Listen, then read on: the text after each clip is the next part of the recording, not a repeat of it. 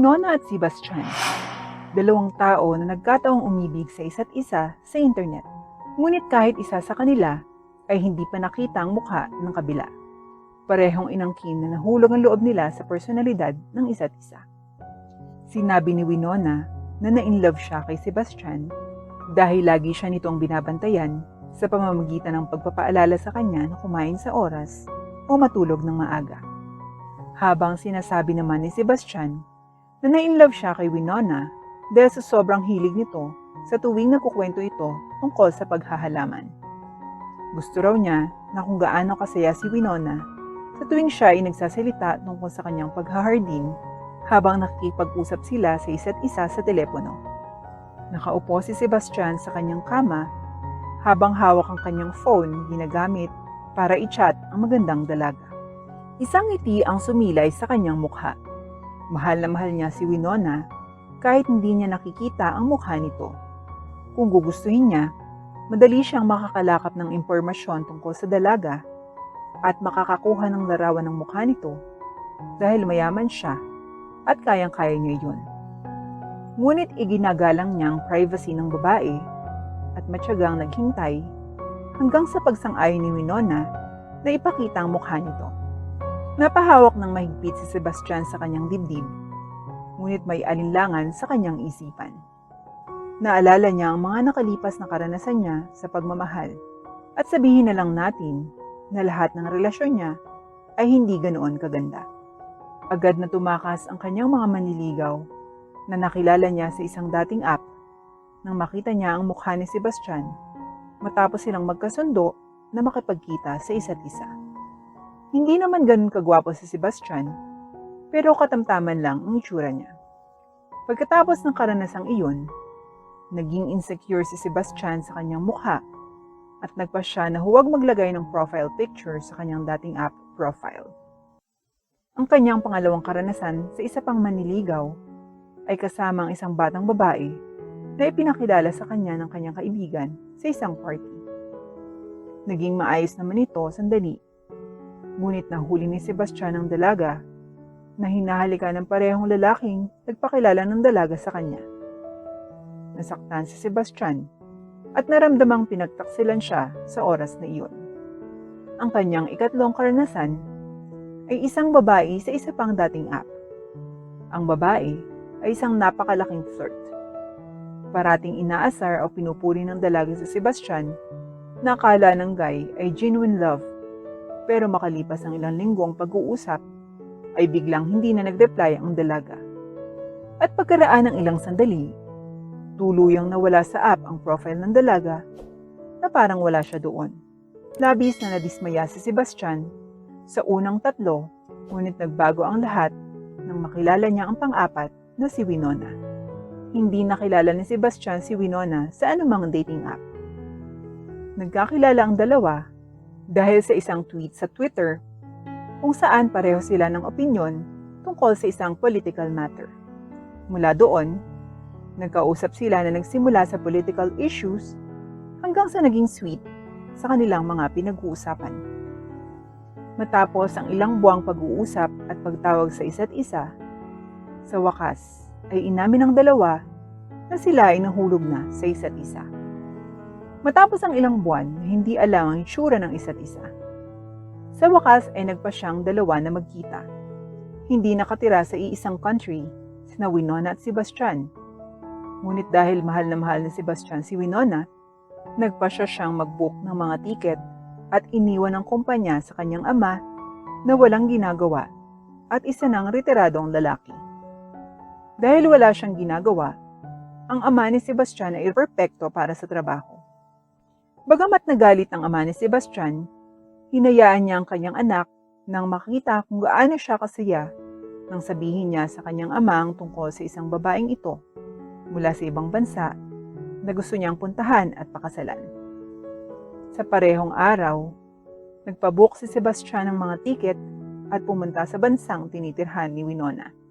Napabuntong hininga si Sebastian habang inilapag ang kanyang telepono sa mesa at ibinagsak ang sarili sa kama. Mahal na mahal niya si Winona at pinagkakatiwalaan niya ito. Ngunit nagkaroon siya ng masamang karanasan sa pag-ibig, kaya kinakabahan siya at nababalisa kung ito ay magiging katulad ng iba. Kaya't napagdesisyonan ni Sebastian na kuhanan ng sarili at ipinadala kay Winona. Gusto niyang makasigurado na hindi tatakas si Winona. Inahagis ni Sebastian ang phone niya sa kama at naghintay saglit. Kinakamot niya ang sarili dahil sa pagkabalisa at triple ang kaba niya nang makarinig siya ng ding.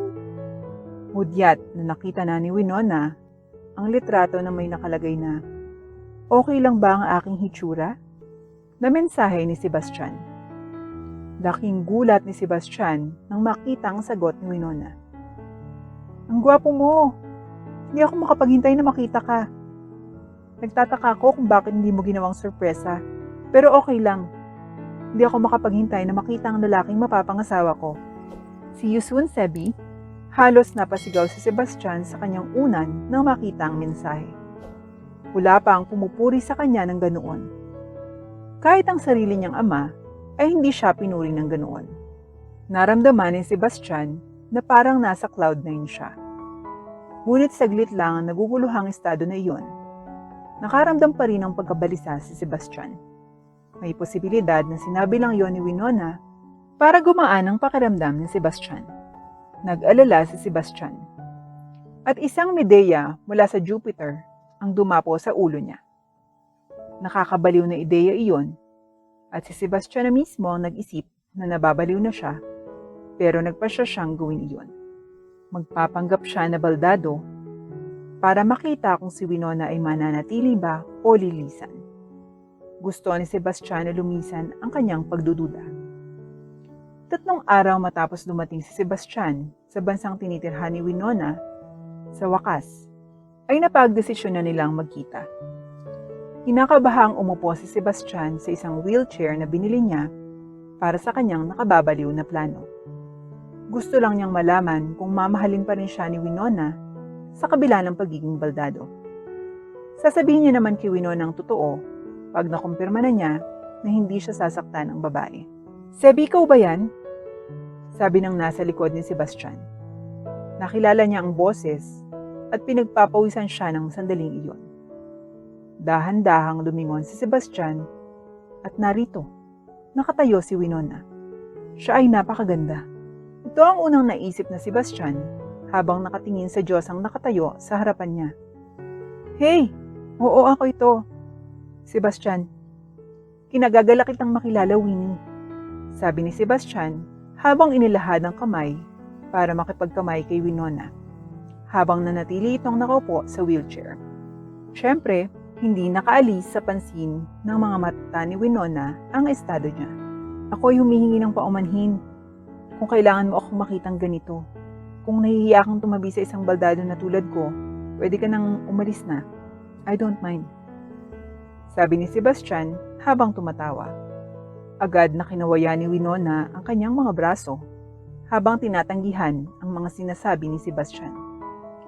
"Hindi, ibig kong sabihin, hindi ako nabigo na makita ka. Nagtataka lang ako kung anong nangyari." Nag-aalalang sabi ni Winona habang nakaupo sa bench sa tabi ng wheelchair ni Sebastian. Nagulat si Sebastian at naramdaman niya ang mga paru-paro na sumasayaw sa kanyang tiyan. Si Winona ay talagang isang magandang babae at napakabait din ito. "Aksidente," sagot ni Sebastian habang nakatingin sa gilid. "Naiintindihan ko. Ako'y humihingi ng paumanhin. Kinakailangan mong pagdaanan yun," sabi ni Winona habang inaalo ang lalaking balak niyang pakasalan. "Ayos lang, Winnie. Salamat," nakangiting sabi ni Sebastian. "Ngayon ay sa wakas, nakilala ko na ang gwapong balak kong pakasalan. May gusto ka bang puntahan ngayon?" sabi ni Winona habang tumatayo at hawak ang handle ng wheelchair ni Sebastian. Nag-init ang pakiramdam ni Sebastian sa mabait na kilos ni Winona. "Saan mo gustong pumunta madalas? Gusto kong makita kung saang lugar ang gusto mong bisitahin na magiging asawa ko." Nakangiting sagot ni Sebastian at ngumiti din si Winona. "Kung hahayaan mo akong magdesisyon, alam ko na ang perpektong lugar. Punta na lang natin ang lugar na ito, aking future husband. Masayang sigaw ni Winona habang tinutulak ang wheelchair ni Sebastian. Nakaramdam din ng saya si Sebastian. Masaya na hindi tumakas si Winona dahil sa nakikita niya. Natagpuan ni Sebastian ang kanyang sarili at si Winona sa harap ng isang tindahan ng mga sari-saring halaman.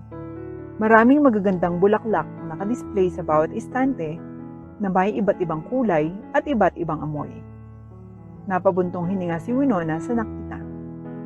Sebi, hayaan mo akong ipakilala sa iyo ang paborito kong lugar sa lungsod na ito, ang Marigold Flower Shop. Pagkatapos ay tinulak ni Winona ang wheelchair ni Sebastian sa loob at pumunta sa isang estante kung saan ay may mga pulang rosas. Kumuha ng isa si Winona at binayaran at bumalik siya sa fiancé niya na nakatingin sa ibang estante. Heto, para sa iyo, mahal ko, sabi ni Winona, sabay abot ng pulang bulaklak kay Sebastian na may matingkad ng ngiti sa labi. May mga kahulugan ng mga bulaklak, alam mo. Ang ibig sabihin ng pulang rosas ay pag-ibig. At mahal kita, kaya eto na. Sigaw ni Winona. Isang matingkad na kulay rosas ang dumampi sa pisngi ni Sebastian. Siya ay nahihiya at labis na nagmamahal sa babaeng nasa harap niya. Matapos tanggapin ang bulaklak kay Winona, inilapit mag-isa ni Sebastian ang wheelchair at pumunta sa mga estante ng mga pulang rosas. Kumuha siya ng 3 at pumunta sa cashier para bayarin ito habang gumagalaw pa rin ang wheelchair. Pagkatapos ay ibinalik niya ang wheelchair sa harap ni Winona at ibinigay sa kanya ang mga bulaklak na kabibili lamang niya. Heto, 3 rosas. It means I love you, sabi ni Sebastian, sabay abot ng bulaklak kay Winona na namumula. Tumawa ng mahina si Winona at tinanggap ang mga bulaklak bago hinalikan sa pisngi si Sebastian. Salamat. Kung gayon, pupunta na ba tayo sa park para kumain at magpahinga? Mungkahi ni Winona at tumango naman si Sebastian bilang pagsang-ayon sa ideya.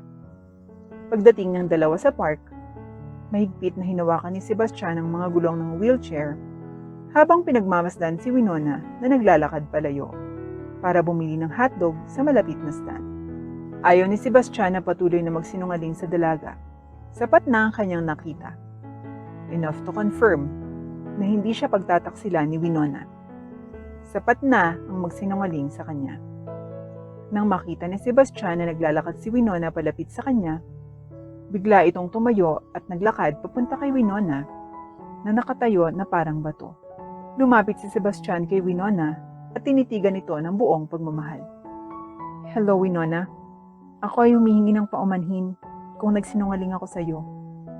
Pero ang totoo, hindi naman talaga ako baldado.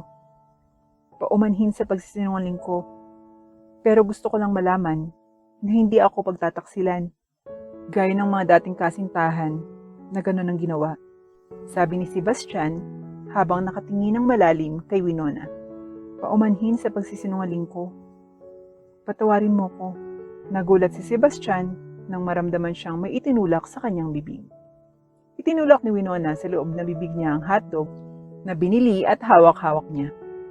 Alam ko, sagot ni Winona na may pilyong ngiti. Alam mo? Paano? Nauutal na sabi ni Sebastian. Bahagyang tumawa si Winona. Nurse ako, alam mo. Nakita kong gumagalaw ang mga paa mo kanina at doon ko napagtanto na hindi ka pala talaga baldado. Nagtaka ako kung bakit nagsisinungaling pero alam kong may dahilan. At ngayong alam ko ng dahilan, lubos kong naiintindihan at pinapatawad na kita. Hindi mo kailangan mag-alala, sabi ni Winona habang nakangiti ng malapad kay Sebastian. Naramdaman ni Sebastian na maiiyak na siya pero pinigil niya. Salamat. Hinawakan ni Sebastian ang mga pisngi ni Winona at tumingin ng malalim sa mga mata nito. Napakaganda mo at napakabait. Hindi ako nagsisisi na na-inlove ako sa iyo, sabi ni Sebastian at ngumiti ng malawak si Winona. Ako rin, mahal ko. Ako rin. Magpakasal na tayo sa susunod na buwan. Gusto mo ba yon? Gusto ko yan, Sebi.